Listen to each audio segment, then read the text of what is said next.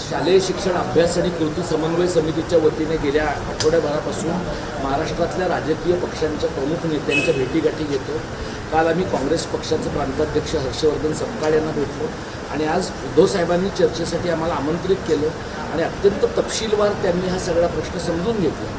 तो फक्त प्रश्न समजून घेतला असं नाही तर प्रश्नाच्या बाबतीमधली स्पष्टता आपल्याला सगळ्यांना आहे. म्हणजे दुसरी भाषा नको आहे किंवा हिंदीची सक्ती नको आहे, मात्र याबद्दल आपण आंदोलन काय करायचं याबद्दलचा प्रश्न त्यांनी आम्हाला सगळ्या कार्यकर्त्यांना थेट विचारला. त्यावेळेला त्या 2 कार्यक्रमांची आम्ही या अगोदर घोषणा केली होती आणि पब्लिक डोमेनमध्ये सर्वसामान्य मराठी माणसांच्यापर्यंत तो कार्यक्रम आम्ही पोहोचवला आहे. ते 2 कार्यक्रम आम्ही उद्धव साहेबांच्या समोर शेअर केले. तो म्हणजे 29 जूनला मुंबई मराठी पत्रकार संघामध्ये होणारी जाहीर सभा, जी नागरी समाजाच्या चळवळी आणि राजकीय पक्षांची संयुक्त सभा असणार आहे.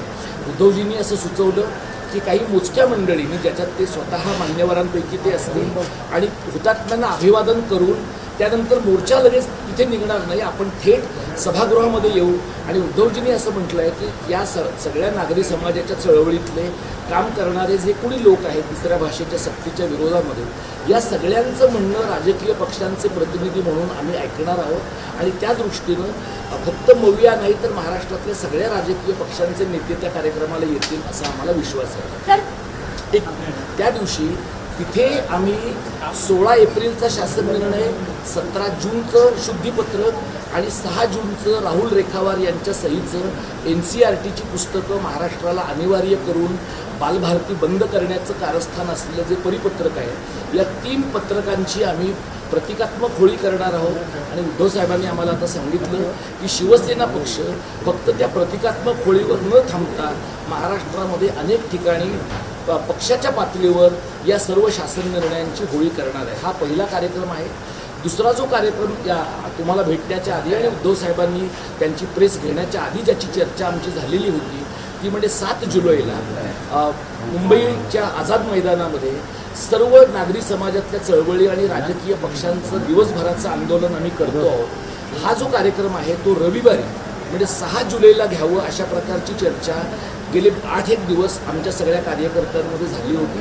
मात्र त्यावेळेला आमच्या सगळ्यांच्या असं लक्षात आलं की तो दिवस रविवारचा आणि आषाढी एकादशीचा आहे.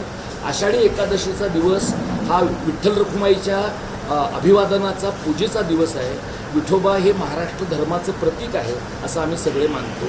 आणि त्या दिवशी सगळी मंडळी आपापल्या घरामध्ये जे काही विठ्ठल रखुमाईची भक्ती करायची आहे, पूजा करायची आहे, उपास करायचे, त्या सगळ्यांमध्ये गुंतलेली असल्यामुळे अशा प्रकारच्या उपक्रमात लोकांना त्या दिवशी आणणं योग्य राहणार नाही असं आम्हाला सगळ्या कार्यकर्त्यांना वाटल्यामुळे सर्वानुमते कार्यकर्त्यांनी आम्ही असं ठरवलं की सोमवार ज्या दिवशी विधिमंडळाचं अधिवेशन चालू असणार आहे, त्यामुळे आपले राज्यकर्ते रविवारी जरी कान बंद करून बसले तरी सोमवारी विधिमंडळाचं अधिवेशन चालू असताना त्यांना कान बंद करून बसणं परवडणार नाही.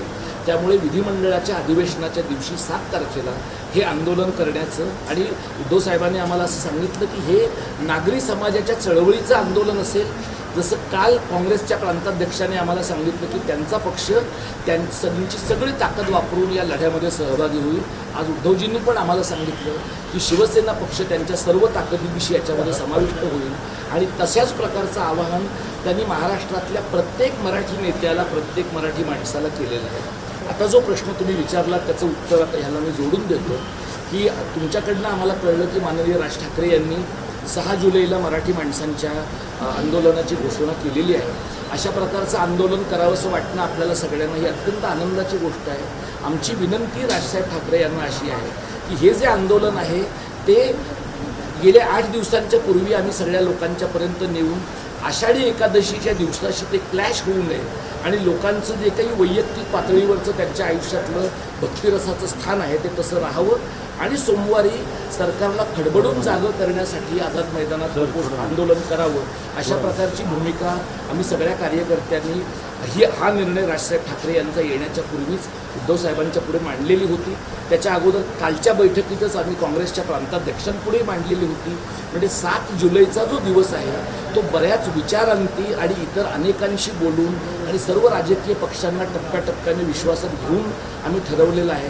आमची विनंती राजसाहेबांना पण आहे की हे जे काही आंदोलन गेली 2-2.5 महिने आम्ही सगळे मराठीसाठी काम करणारे सगळे कार्यकर्ते, अभ्यासक, सगळे चळवळे करतो आहोत. या आंदोलनाशी राजसाहेबांनी जोडून घ्यावं आणि जे आंदोलन सोमवारी होणार आहे ते सुद्धा मराठी माणसांचं, महाराष्ट्र धर्माचं आणि मराठी कारणाचंच आंदोलन असणार आहे. आम्हाला असं वाटतं की या प्रकारची एकापेक्षा अधिक आंदोलनं होण्यापेक्षा आधी जाहीर केलेलं जे आंदोलन आहे 7 तारखेचं, त्या आंदोलनामध्ये राजसाहेब ठाकरे यांच्या महाराष्ट्र नवनिर्माण सेना या पक्षानं, तसंच ज्या राजकीय पक्षांनी आपली भूमिका अद्याप जाहीर केलेली नाही त्याही सर्व राजकीय पक्षांनी, मग ते सत्तेच्या विरोधातले असतील किंवा अगदी महायुतीतले पण असतील किंवा अगदी भाजपमधलेही मराठीवादी लोक असतील, या सगळ्यांना आमची मनपूर्वक विनंती आहे की हा मराठी भाषेचा, मराठी माणसाचा, मराठी संस्कृतीचा लढा आहे आणि हिंदुस्थानच्या कथनाला प्रतिवाद करणारा, महाराष्ट्र धर्माचं कथन मांडणारा लढा आहे.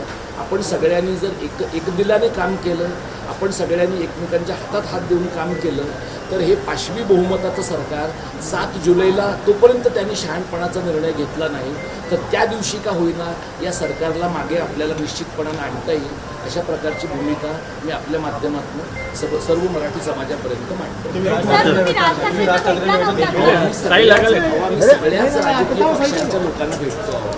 म्हणजे आम्ही 4 दिवसांच्या पूर्वीच सगळ्या राजकीय पक्षांच्या लोकांना भेटायचं ठरवलं. आम्हाला काँग्रेस पक्षाच्या प्रांताध्यक्षांनी काल बोलावलं, उद्धव साहेबांच्याकडनं काल संध्याकाळी निरोप आला, त्यांनी आम्हाला आज भेट दिलेली आहे. राजसाहेबांच्याकडे पण अनिल शिदोरे, संदीप देशपांडे आणि अभिजित पानसे या तिघांच्या मार्फत त्यांच्याकडेही आम्ही बोलणं केलेलं आहे. महाराष्ट्रातल्या ज्या राजकीय पक्षांचे प्रमुख नेते या प्रश्नाच्या बद्दलचं आमचं म्हणणं समजून घेण्यासाठी आम्हाला वेळ देतील, त्यांच्या सोयीच्या वेळेला आम्ही त्यांना निश्चितपणानं जाऊन भेटू. वंचितपासून MIM पासून कोणत्याही पक्षाला, अगदी भाजपमधल्या मराठी धार्जिण्या मराठीवादी माणसांनाही भेटून त्यांचं म्हणणं सांगून आंदोलनामध्ये मराठी माणूस म्हणून त्यांनी सहभागी व्हावं अशा प्रकारची विनंती आम्ही त्यांना करणार. 2 आंदोलनामुळे मराठी भाषिकांची ताकद विभागली जाईल आणि म्हणूनच मी असं म्हणतो, कुठल्याही 2 आंदोलनांमुळे, 2 पक्षांमुळे, 2 संघटनांमुळे ताकद जर विभागली जायला नको असेल तर जी गोष्ट या अगोदरच नागरी समाजातल्या चळवळींनी अनाऊन्स केली होती आणि आम्ही असं म्हणतो आहोत की पहिल्यांदाच महाराष्ट्रात असं घडतं आहे की नागरी समाजातल्या ज्या मराठीसाठी काम करणाऱ्या चळवळी आहेत त्या सगळ्या चळवळींना महाराष्ट्रातल्या सर्व दूरच्या राजकीय पक्षांचं पाठबळ मिळतं आहे.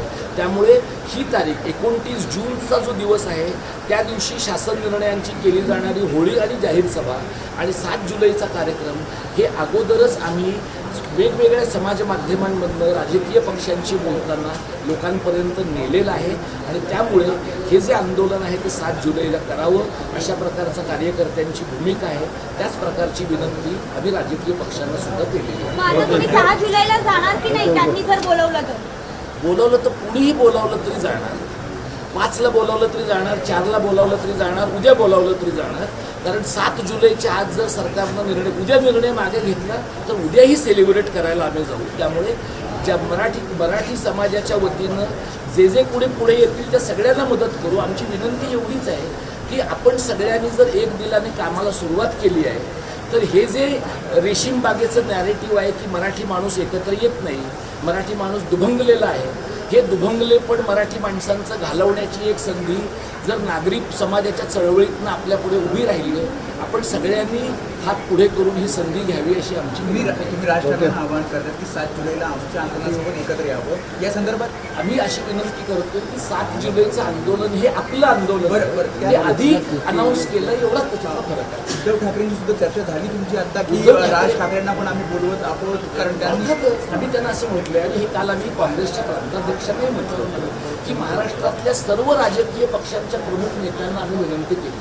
काल हर्षवर्धन सपकाळांनी म्हटलं की ते 29 जूनच्या सभेला येणार आहे. आज उद्धव साहेबांनी सांगितलं की ते 29 जूनच्या सभेला येणार आहे. 29 जूनच्या सभेअगोदर ज्या राजकीय पक्षांच्या नेत्यांना आम्ही भेटणार आहोत त्या सगळ्यांनाच आम्ही 29 जूनच्या सभेचं प्रत्यक्ष सहभागाचं आणि त्यांच्या पक्षाची जिथे ताकद आहे तिथे सहभागाचं आवाहन करत आहोत. राज ठाकरेंचं काही वेळ मिळाली आहे भेटीसाठी तुम्हाला? अद्याप मिळालेली नाही पण मिळेल याचा मला विश्वास आहे.